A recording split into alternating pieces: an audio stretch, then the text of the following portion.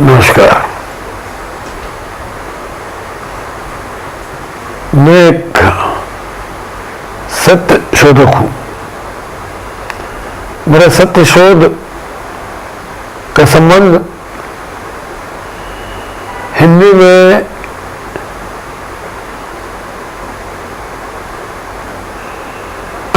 अनुसंधान किए गए उन शब्द और संख्या से जिनका आविष्कार सूर्य और धरा के सनातन संबंध से अनादिकाल से जो सत्य साकार हो रहे हैं उनको सहस्त्रों शताब्दियों पूर्व हिंदुस्तान के हिंदू ऋषि महर्षि आचार्य दार्शनिकों ने समझाने के लिए और समझने के लिए समस्त संसार से साझा किया था। शब्द और संख्या में दो महत्वपूर्ण विषय वो संपादित किए हैं। शब्दों में उन्होंने अध्यात्म संपादित किया है, आध्यात्मिक दर्शन, आत्मा का दर्शन, और संख्या से उन्होंने अंगणित का गणना के लिए गणना के लिए जो विज्ञान उन्होंने आविष्कार किया था उसका संबंध संख्या से है। तो मैं आपके साथ में इस सब्जेक्ट को बीज रूप में बहुत संक्षिप्त में पढ़ रहा हूँ, क्योंकि सब्जेक्ट तो विगत 45 वर्ष से मेरा सत्य शोध चल रहा है, और अगर मैं इसे पूरा बोले जाऊंगा तो आपको कल्पना कर सकते हैं कि कम से कम घंटों में नहीं, दिनों में नहीं, महीनों बात करना पड़ेगी तब जाकर बात बनेगी। तो मैं बीज रूप में, एक बीज के अंदर प्यारा सा बीज होता है और उसमें पूरा पेड़, उसके फल, पत्ते, डालियां, उसका रंग, गंध, स्वाद सब छुपा होता है। तो मैं छोटे रूप में आपको सामने रख रहा हूं। विषय रुचिकर होगा और पुनः मौका मिला तो मैं इसको आवश्यक जो आयाम है उनके साथ पुनः रखूंगा।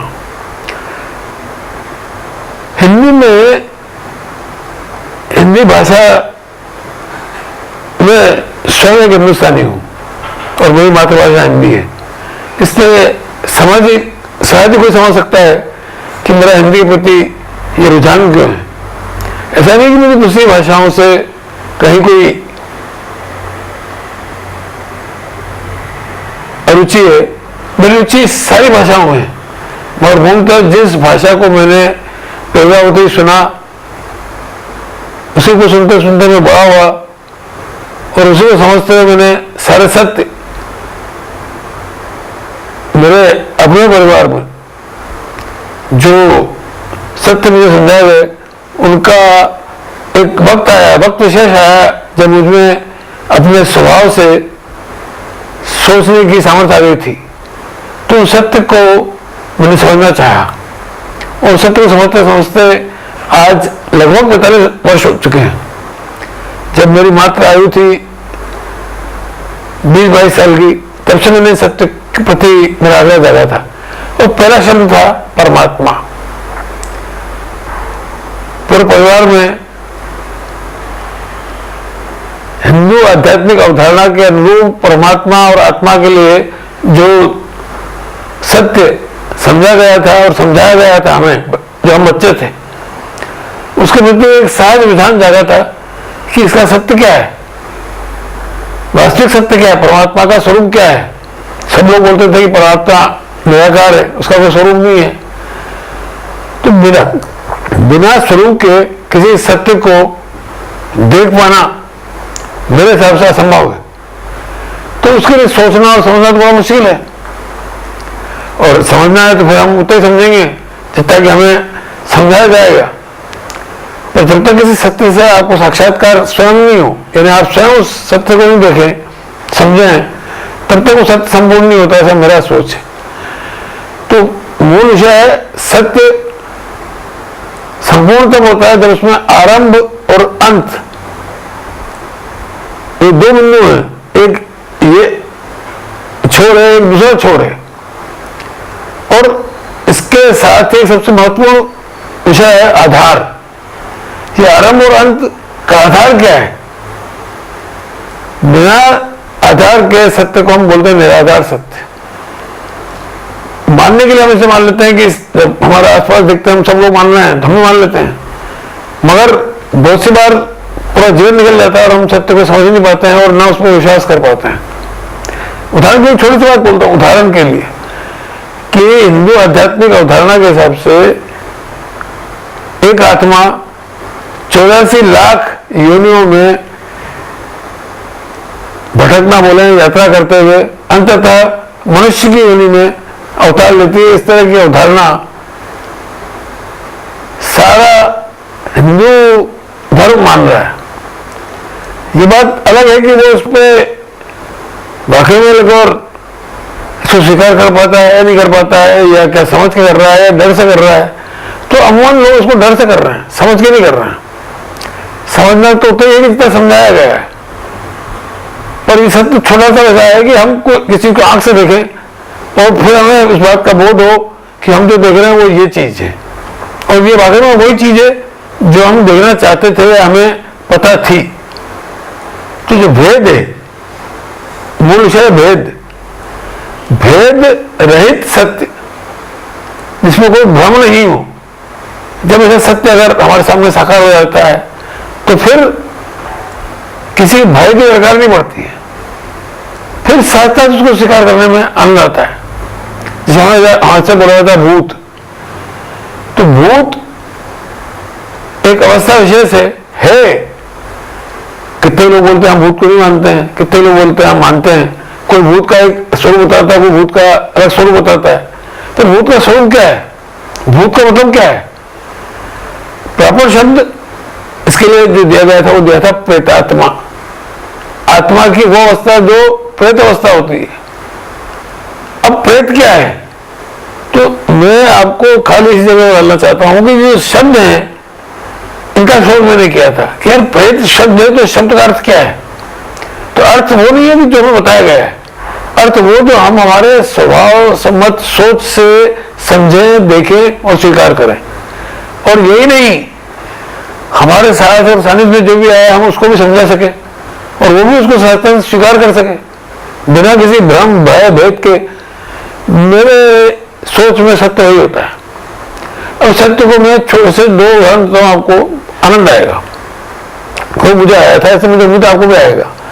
हमारे यहाँ पर सदगति बोला जाता है और एक शब्द बोला जाता है अनंत। हम बोलते हैं आत्मा का अस्तित्व अनंत है। अनंत का अर्थ हमने लगाया है जिसका अंत नहीं हो। अमूमन सारे संसार में अनंत का अर्थ नहीं माना जाता है कि जिसका अंत नहीं हो। इसी ढंग से सदगति का अर्थ माना जाता है कि जिसके अंदर ये जो गतागत की गति, आने जाने की जो गति है, जीवन को धारण करना और जीवन को त्यागना, जन्म मरण, इससे मुक्ति मिल जाएगी। तो ये सत्य क्या वाकई में सही है? ये जानने की एक सहज जिज्ञासा थी। अच्छे कर्म क्या होते हैं, अच्छे कर्म कैसे किए जाते हैं, जिन कर्मों के कारण से सदगति होती है, मूल विषय ये है। हम इसी भ्रम के अंदर पूरी जिंदगी निकाल लेते हैं कि हम अच्छे कर्म कर रहे हैं, बुरे कर्म कर रहे हैं। हमारे सामने जब कोई ऐसा विषय आखा होता है जो अरुचिकर हो या जो हमारे लिए स्वीकार करना संभव नहीं हो, और वो विषय होता है खाली दुख। सुख के अंदर सारे विषय रुचिकर लगते हैं। हम समझना नहीं चाहते हैं कि सुख हमारे कारण से आया, किसी कारण से आया। हम उस जगह शब्द लगा देते हैं भाग्य, फिर समझिए शब्द भाग्य। तो भाग्य शब्द कहां से बना, इसका मूल आधार क्या है, ये मेरा विषय है। तो मैं सृष्टि के अंदर जितने सत्य साकार हो रहे हैं उनकी सदगति, उनसे सदगति साकार होती है। सदगति को समझने के लिए कहीं नहीं जाना है। आंख खोल के खाली इस आपके सामने जो संसार है, सृष्टि बोले, संसार बोले, जो कुछ घट रहा है उसको आप आंख खोल के सहजता से देखें बिना किसी पूर्वाग्रह के। एक साधारण से साधारण इतर मनुष्य जिसको भी हम साधारण समझते हैं, एक प्राणी बोले मनुष्य तो बहुत बड़ी चीज होगी। कोई मनुष्य हम समझते हैं कि बहुत समझदार प्राणी है। साधारण सा प्राणी, वो चींटी हो, वो मच्छर हो, या वो कोई कुत्ता हो, वो शेर हो, गाय हो, ये सब साधारण प्राणी में आते हैं। ये सब साधारण प्राणी भी सत्य को समझने की सामर्थ्य रखते हैं। खाली अगर हम समझें कि सत्य को हम समझते हैं तो ये इतनी बड़ी विडंबना है जो मनुष्य ने खुद अपने गले में मान ली है। उस गाय को भी सत्य पता है, उस शेर को सत्य पता है। पहला सत्य कि दोनों भूख लगती है, ये उनको पता है। उस भूख को बुझाना पड़ता है, उनको पता है। भूख कैसे लगती है उनको पता है। भूख कैसे बुझाई जाती है उनको पता है, और काय से बुझाई जाएगी ये भी उनको पता है। शेर के सामने आप घास का एक पुलाव खोल के डाल दीजिए, मीठे पकवान बना लीजिए, हलवा पूरी और लगा के मुझे भोजन करिए और हमारे अतिथि स्वीकार कीजिए, तो शेर आपको मार डालेगा, उसको नहीं खाएगा। गाय के सामने भूखी पड़ती है, गाय के सामने आप जाके एक मांस का टुकड़ा रख दीजिए, एक अच्छी बनी हुई आपके जो मुर्ग मुसलम जो भी बोलते हैं उनको रख दीजिए, और गाय से अपेक्षा कीजिए कि वो खा ले और अपनी भूख डाले, वो नहीं खाएगी। तो मेरा कहने का अर्थ है कि मनुष्य ही मेरे हिसाब से एक ऐसी योनि है जिस योनि के अंदर वो समझता है कि वो सबसे समझदार है, वो था समझदार। इसका प्रमाण ये है कि सहस्त्रों शताब्दियों इसको सुन के आप ऐसा इधर से दो निकल जाए, सहस्त्रों शताब्दियों मतलब हजारों 100 साल गिनते जाएं, इसके पहले हमारे जो पूर्वज पैदा हुए थे, हमारे ही हिंदुस्तान के ऋषि निर्मिषि आचार्य दार्शनिकों ने, उस वक्त उनके पास में कोई यंत्र ये नहीं थे जिससे उन्होंने सत्य का शोध किया हो। खाली उन्होंने जो सृष्टि में सामने घट रहा था उसको देखा। क्या देखा? सूर्य धरती का क्या संबंध है, जिसको आज हम समझ पा रहे हैं उस वक्त उन्होंने समझा था। इसको समझने के लिए छोटा सा उदाहरण बोलता हूं, आपको समझ में आएगा कि जो सूर्योदय और सूर्यास्त हो रहा है प्रतिदिन हो रहा है, अनादिकाल से हो रहा है, आज से नहीं, और अनंत काल तक होता रहेगा। अनंत काल है ना, जिसका कोई मर्यादा नहीं है। कब समाप्त होगा?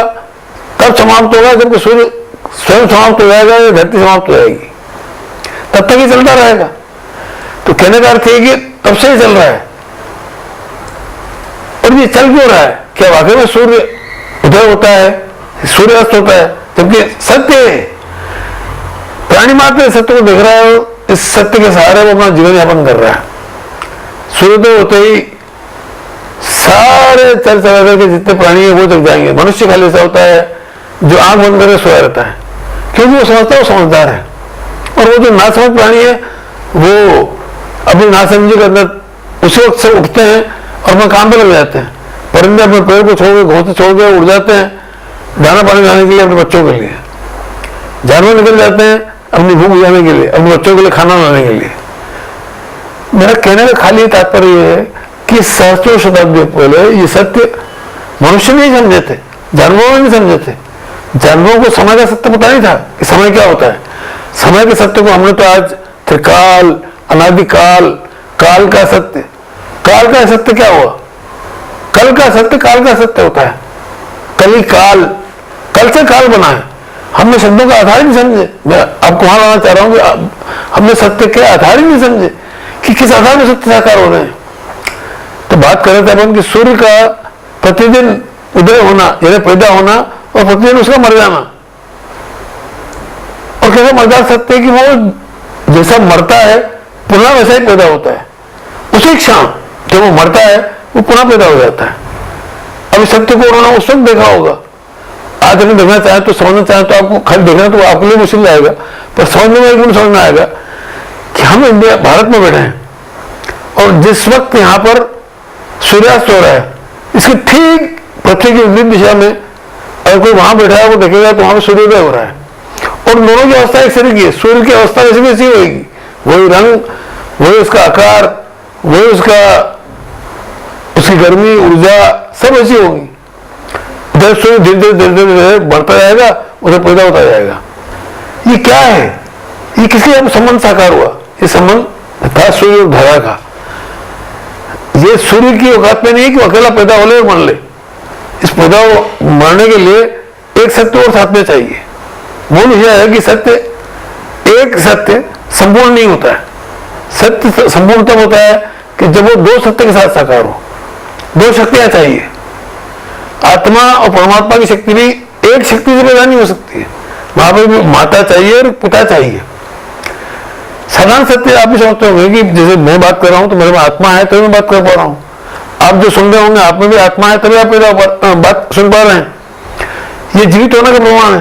तो इस जीवन को जगाने वाले दो जने चाहिए, जिनका नाम हमने दिया माता और पिता। उनका एक नाम है जनक और जननी। एक पैदा करने वाला चाहिए और एक पैदा करने के अंदर सहयोग देने वाला चाहिए। अब सहयोग कैसे देता है?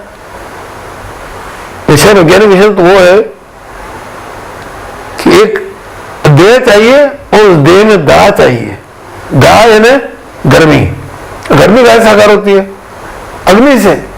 तो इस शरीर के अंदर जो अग्नि प्रवाहित हो रही है उससे शरीर गर्म लगता है। हाँ, वो अग्नि का टेम्परेचर कितना है ये एक जुदा वैज्ञानिक विषय है, और उसी टेम्परेचर पर अगर जब वो प्रभावित होती है अग्नि, तब जाकर हम जिंदा रह पाते हैं। अन्यथा हम, और वो ज्यादा हो और कम हो तो दोनों अवस्था के अंदर हमारा मरण होता है, और कम होने में और ज्यादा है, और ज्यादा होने में अगर खतरा कम है। तो कम और ज्यादा ये विषय बहुत लंबा है, तो मैं तो अभी आपको खाली कुछ चीजें देना चाहता हूं कि सदगति का दर्शन कितना मजेदार उदाहरण समझिए आप। पंचभूत तत्व से ये जीवन साकार हुआ है, सारी सृष्टि साकार हुई है। पंचभूत तत्व का सिद्धांत हमारा देवा नहीं है, हमारे पूर्वजों जो सहस्त्रों शताब्दी पहले पैदा हुए थे उन्होंने दिया था। और उस पंचभूत तत्व कोई नहीं समझ पाया आज तक। इस पंचभूत तत्व के अंदर सबसे महत्वपूर्ण तत्व हम अग्नि मानते हैं, जबकि इसमें सबसे महत्वपूर्ण तत्व है आकाश। अग्नि, वायु, पानी, धरती या धूल से ज्यादा महत्वपूर्ण है प्रकाश। ये प्रकाश ही परमात्मा का स्वरूप है। अगर परमात्मा को किसी दर्शन करना हो, वो बोल रहा है कि निराकार है, मैं कह रहा हूं कि उसका आकार पूरे संसार में फैला हुआ है। और वैज्ञानिक युग में तो हम समझ पा रहे हैं कि प्रकाश के अंदर ही वो अग्नि है। अग्नि में प्रकाश नहीं है। हम बोलते हैं अग्नि जला लो प्रकाश जाएगा, हम सही मानव में प्रकाश जला रहे हैं और अग्नि पैदा कर रहे हैं। अब प्रकाश की घनत्व डेंसिटी कितनी है उससे लगे और अग्नि पैदा होती है। वैज्ञानिक विषय है और आज विज्ञान के युग में बैठे हैं। तो सूर्य उस परमात्मा के सत्य को साकार करने का आधार है, और सूर्य के अंदर जो प्रकाश है वो प्रकाश कैसे साकार हो रहा है? वो प्रकाश गति से साकार हो रहा है। काय की गति? सूर्य की देह से जो गति साकार हो रही है। अब सूर्य की देह से गति साकार होने का अर्थ यह है कि सूर्य की देह कैसे बनी है? तो वो बनी है धूल से, जिसको बोलते हैं हम रजकण, प्लेटलेट्स। जिससे मनुष्य की देह बनी है, प्रत्येक प्राणी की देह बनी है, पेड़ पत्ते पौधे सबकी देह उसी से बनी है। जितना भी सत्य साकार है सृष्टि में, सबकी देह अगर सत्य है तो उसकी देह होगी। बिना देह के सत्य हो नहीं सकता है, ये मेरा सोच है। और उसको सहस्त्र शताब्दी पहले वैज्ञानिकों ने सिद्ध किया था। ये ऐसा बीज मैं बोल रहा हूँ, जब इसको पूरा समझना होगा तो इतना बोलना पड़ेगा, और जब वो तब सुनेंगे आप, समझेंगे आप, तब जाकर सत्य समझ में आएगा सत्य क्या है। हम तो खाली बीज सत्य से काम चला रहे हैं कि जेब में बीज रख लिया और हम उसको हीरे की डब्बी में और सोने की डब्बी में मंडा के हमने अलमारी में रख दी कि भाई लगो, और ये ऐसा बीज है कि इसमें से 1000 बीज पैदा हो सकते हैं, इसको संभाल के रख लो। तो वो बीज बड़ा बड़ा मर जाएगा। उस बीज को अगर आपको अगर काम में लेना है तो उसको मारना पड़ेगा, तब जाकर उसमें 1000 बीज पैदा होंगे। वो बीज जब तक नहीं मारेंगे आप तो उसमें से 1000 बीज पैदा नहीं होते। तो जिस मरने से हम घबरा रहे हैं, मरना यानी वो अंत ही सत्य का आधार है। इस आधार को समझना है तो मैं आपको छोटा सा उदाहरण देता हूं कि जो पंच तत्वों में से एक तत्व पानी है, उसको लेते हैं। बाकी सब तो सबका भी एक ही है, पर एक को समझ लीजिए आप, पानी है। पानी का स्वभाव है बहना, और बहता कहाँ है? ढाल में। मतलब वो चढ़ाई करने नहीं बह सकता है, वो ऊपर से नीचे की दिशा में है और दिशा में ही बह सकता है। वो पानी बहता हम देखते हैं कहां से शुरू होता है? हिमालय की चोटी सबसे ऊंची है, वहां से ले लीजिए आप, वहां पर पानी है। वहां पानी कहां से आया ये समझ वाला सत्य है। वहां पानी पहुंचा कैसे? नीचे से ऊपर पानी ट्रेवल करके कहां गया? समुद्र में तो ढेर पानी है, पर वहां पर ट्रेवल करके ऊपर कैसे पहुंच गया? वहां से पानी निकलता है, उसको गंगा भी बोलते हैं, बहुत सारी नदियां बोलते हैं, जो बहती बहती सहस्रों मीलों का सफर तय करते हुए अंततः आखिर में जाकर उस महासागर में मिल जाती है जहां पर अथाह पानी है। वो अथाह पानी कहां से आया, उसका आधार क्या है, वो किसमें टिका हुआ है, ये पृथ्वी किसमें टिकी हुई है। ये फिर सत्य है कि वो सब नहीं पे टिकी हुई है, कुछ नहीं पे, जिसको हम शून्य बोल रहे हैं, जिसको हमारी आज की आम प्रचलित और प्रिय भाषा के अंदर स्पेस बोलते हैं, जिसको हिंदी में अंतरिक्ष बोलते हैं, जिसको हिंदी में आकाश बोलते हैं। ये सारे ही एक ही सत्य के अलग अलग नाम हैं जो अलग अलग जगह पे इनका प्रयोग किया गया है।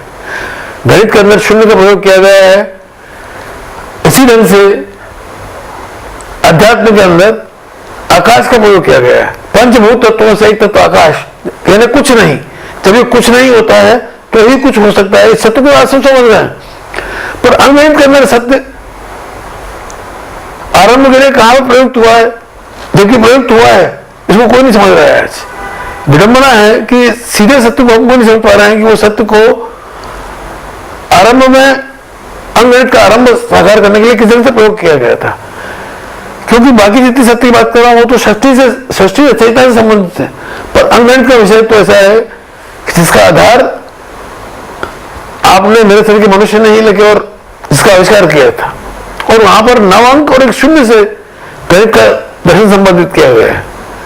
वो कैसे किया गया है इसको ही आज तक हम नहीं समझ पा रहे हैं। ये मेरे पिछले अभी 5 साल से तो मैं जिस अवस्था में आप देख रहे होंगे, मैं इस दिन लेट के कैसे लगे बता रहा हूं, उसका कारण है कि मैं पिछले 5 साल से पक्षाघात से पीड़ित हूं।